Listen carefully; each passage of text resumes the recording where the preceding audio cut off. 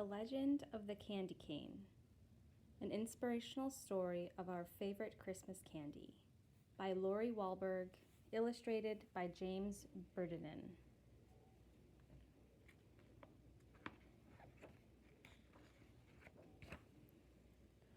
One dreary evening in the depths of November, a stranger rode into town.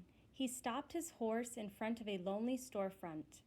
The windows were boarded shut, and the door was locked fast. But the man looked at it, smiled, and said, "It will do." All through the gray, short days and the long, dark nights of November, the man worked.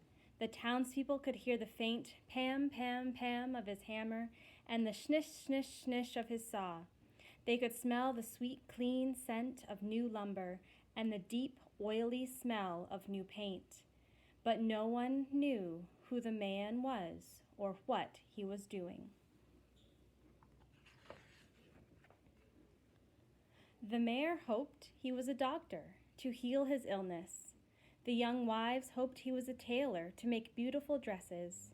The farmers hoped he was a trader to exchange their grain for goods. But the children had the strongest, deepest wish of all, a wish they did not tell their parents, a deep, quiet, secret wish that none of them said out loud. No one spoke to the man. No one asked if he needed help. They just waited and wondered and watched and wished.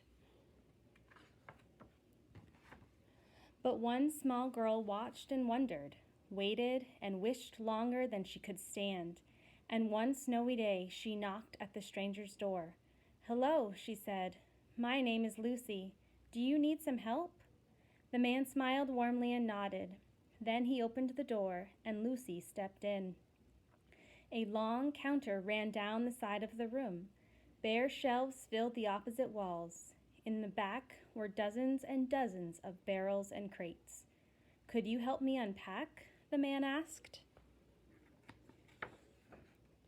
Lucy's heart sank at the sight of all the boxes. What if they were only barrels of nails and bags of flour? But she removed her dripping boots and hung her coat on a peg. A stocking feet, she crossed the rough wooden floor and knelt beside a crate. "Please, open it," the man urged. Slowly, Lucy put her hand into the box and pulled out an object wrapped in tissue. Round and heavy, it almost slipped through her fingers. Lucy trembled a little as she unwrapped it. It was a glass jar. Lucy gave the man a puzzled look. "Go on," he nodded. So she unpacked another glass jar, and another, until she was completely surrounded by jars of all shapes and sizes, tall and thin, round and squat, jars with lids and jars without. "Now," the man said, "for something to put inside." And he pulled over a huge crate stamped with a strange word. As Lucy unpacked, her eyes lit up. It was candy, her favorite candy, gumdrops. "Try some," the man said. She popped one into her mouth. Now she could hardly unwrap fast enough. Peppermint sticks, taffy, lollipops, and chewing gum. Wide-eyed, she looked at the man. "We wished," Lucy said. "Yes, I know," said the man. "And here it is. Welcome to Sonman's Candy Store. I'm John Sonman." Soon the small store was filled with candies gleaming in their glass jars, raspberry suckers and tiny lemon drops, brightly colored jawbreakers, and long tangles of licorice, pink and white peppermints for church, and butterscotch balls for company. Then, in the very last package, in the very last crate, was a candy Lucy had never seen before, a red and white striped candy stick with a crook on the end. "What is this?" Lucy asked. "This," Mr. Sonman explained, "is a candy cane. It is a very special Christmas candy." "Why?" asked Lucy. "Tell me," Mr. Sonman said. "What letter does it look like?" Lucy looked and took the candy and turned it in her hand. "J," she said. "Yes," Mr. Sonman smiled. "J for Jesus, who was born on Christmas Day." Now Lucy turned it over. "What does it remind you of?" Lucy turned the candy in her hand. She peered down intently. "I know," she said finally. "It's like a shepherd's staff." "Who were the first to find out about Jesus' birth?" Mr. Sonman asked. "Shepherds in the field," Lucy answered, "watching over their flocks by night." "But Mr. Sonman, what are the stripes for?" Lucy asked. The man's eyes grew sad. The prophet Isaiah said, "By his stripes we are healed." Before he died on the cross, Jesus was whipped. He bled terribly. The red reminds us of his suffering and his blood. "But then," Mr. Sonman continued, "the candy is white as well. When we give our lives to Jesus, his blood washes away our sins, making us white and pure as snow. That," he said, "is the story of the candy cane." "Is it a secret?" Lucy asked.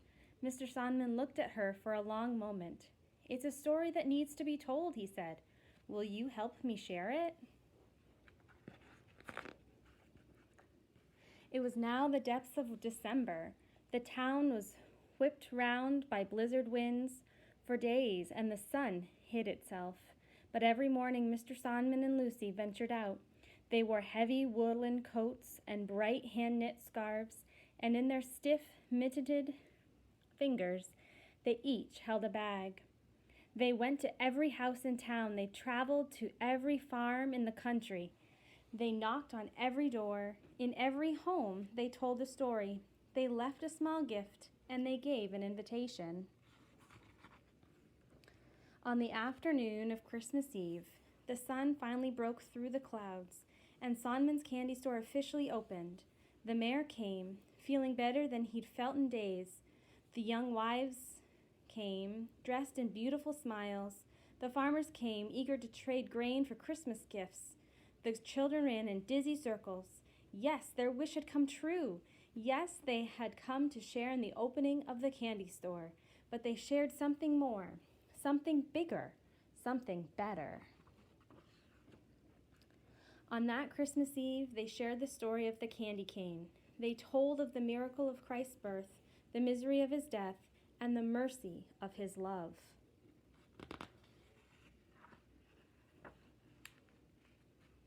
The end.